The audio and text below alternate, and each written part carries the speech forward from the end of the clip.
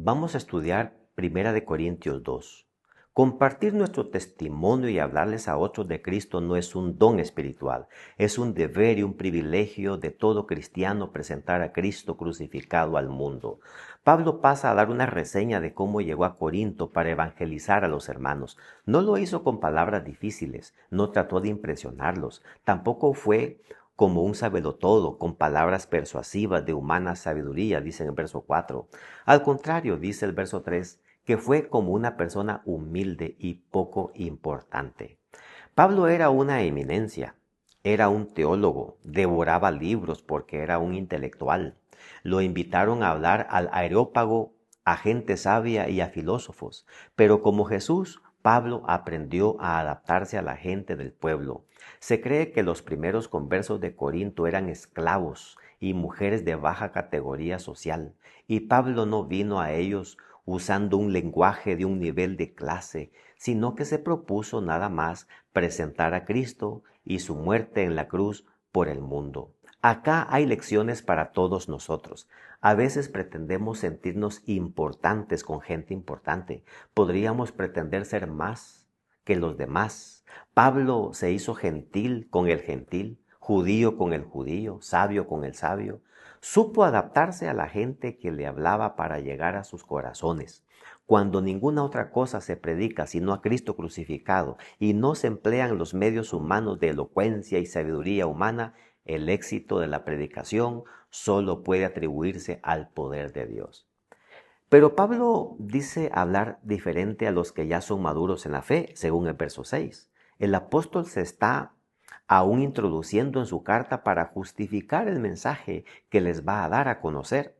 Sus palabras fueron suaves y sencillas cuando los ganó para el Señor, pero ahora que les escribe, les hablará como un padre consejero y usará otro lenguaje con el fin de llegar al corazón de quienes ahora se supone que ya han crecido en la fe.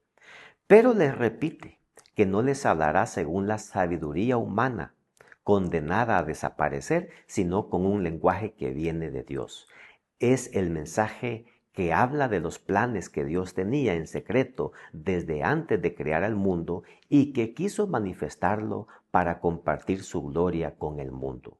¿Y cuáles son los secretos de Dios? Él dice cosas que ojo no vio, ni oído oyó, ni han subido al corazón del hombre, son las que Dios ha preparado para los que le aman.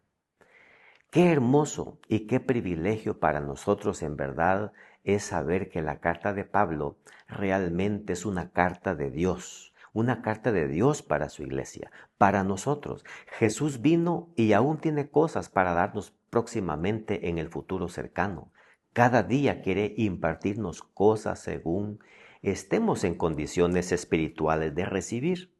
Pablo está diciendo a los corintios que él apenas introdujo el vasto contenido que Dios desea dar a conocer, pero el hombre natural no percibe las cosas que son del Espíritu de Dios porque le son una locura y no las puede entender porque lo espiritual solamente se puede discernir espiritualmente.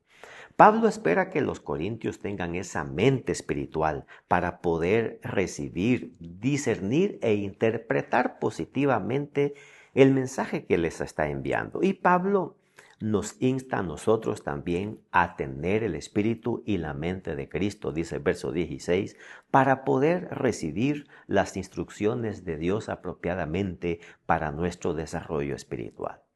Esta carta no solo era para los corintios, es una carta para nosotros hoy. Y conforme vayan pasando los capítulos, hemos de ir tomando nota de los consejos apropiados para nuestro crecimiento y desarrollo espiritual. Pero solo podremos sacar provecho si el Espíritu está en nosotros. Permitamos entonces que sea dicho poder quien gobierne nuestra vida y así podamos ser nutridos y alimentados para la venida del Señor Jesucristo.